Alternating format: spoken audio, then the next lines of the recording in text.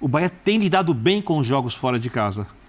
Eu acho que tem muito a ver com o que o André fala na abertura. O Bahia é um time que consegue ter posse de bola, é um time paciente, frio, que a bola roda e usa os lados do campo, né? Gira.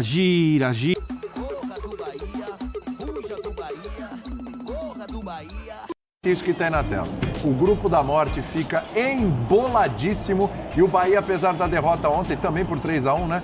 O Bahia permanece na liderança desse grupo. O Atlético Nacional passa o Inter e, olha, tem mais 2 rodadas aí para realmente...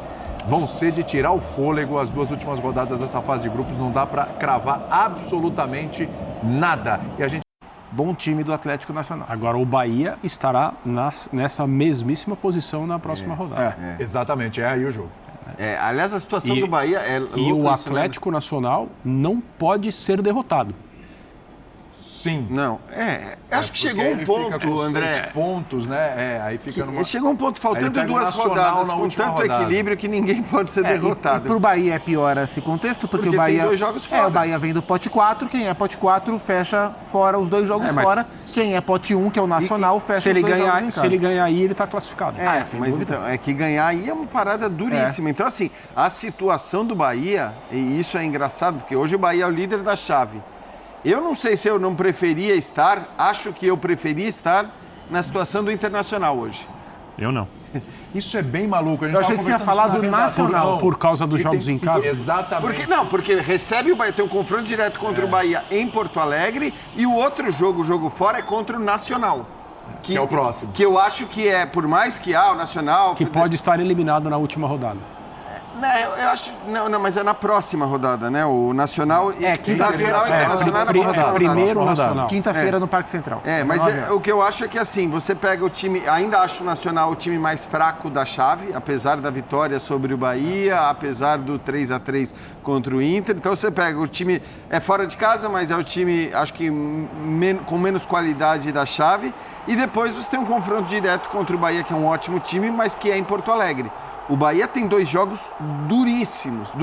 Então o Bahia nesse momento tem 2 pontos a mais, é muita coisa, claro, nesse grupo.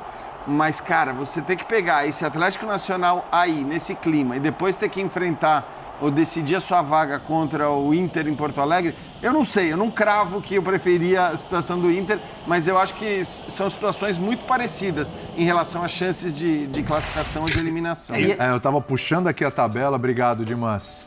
A gente sempre fala o Dimas, mas não necessariamente o Dimas colocou a tabela. Esse grupo, ele está entregando exatamente o que se esperava no dia do sorteio. Que é um equilíbrio muito grande, o Nacional, como, embora a cabeça de chave, o pior deles, mas todo mundo sendo capaz de tirar ponto de todo mundo, não importa onde que seja o jogo. Esse grupo, ele tá retratando rigorosamente o que se esperava dele. Só uma coisa, viu? O Internacional joga na quinta, o Bahia joga na quarta. O Inter entra na quinta-feira já sabendo o que aconteceu no jogo do Bahia. E importante, que é o jogo do Bahia contra o Atlético Nacional, né? Então são os 2 que estão na frente. Mas você sabe que olhando... Ele já vai ter uma noção. Não sei se o que muda muito pro Internacional, se o Bahia ganhar, se o Atlético Nacional ganhar, ou se houver empate, assim...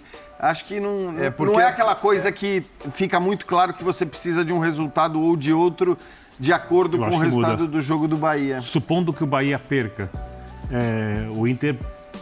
conseguindo um empate fora, pode resolver o jogo com o Bahia em casa ou até classificar... Porque depende só do... É isso. Mesmo que o Bahia empate... O Bahia empatando vai a 8, o Atlético Nacional vai a 7. Se o Bahia ganhar... É a mesma coisa. Se o Bahia ganhar... Ele vai a 10. O Inter precisa vencer. Não pode perder o jogo de nenhum. Isso é verdade. Agora, se o Bahia ganhar, o Inter precisa vencer. Agora, eu acho o Bahia, apesar de ser um time que ainda tem alguma oscilação, tô puxando pela memória, o único jogo do Bahia que eu me lembro realmente ruim fora de casa foi contra o Cruzeiro. O Bahia tem lidado bem com os jogos fora de casa. Eu acho que tem muito a ver com o que o André fala na abertura. O Bahia é um time que consegue ter posse de bola, é um time paciente, frio, que a bola roda e usa os lados do campo, né? Gira. E o Inter, ao contrário, jogando fora de casa, me parece uma equipe que oscila muito mais que o Bahia. O que me assusta no Inter, o que não tem feito em casa. O jogo contra o Nacional, para mim, foi um jogo muito assustador. Né? Então, assim, eu, por exemplo, vai ter o jogo Nacional e Atlético Nacional e Bahia. Eu não acho que tem favorito. Mas qualquer resultado é normal. Esse grupo, no estágio que tá, não há favorito em praticamente nenhum jogo. O Bahia contra o Nacional de Montevidéu era favorito. E quando Era muito O favorito. que aconteceu? 3-1. Bem favorito, 3-1. E quando Mas eu acho que é um acontece acidente. o que acontece, Então, essa é a nesse questão. momento, e eu acho que o ponto de preocupação do Inter, ele infelizmente, nesse atual momento, nas duas pontas do jogo. Porque o Inter tem problemas no ataque, inclusive em termos de opções disponíveis para o Roger, e hoje o Ener Valencia, que já vem em uma O fase... Vinícius Machado sempre fala que o elenco do Inter é curto. É isso. É curto e perdeu. Perdeu o Carboneiro para hoje, perdeu o Borré para os últimos jogos. Não sei se o Borré volta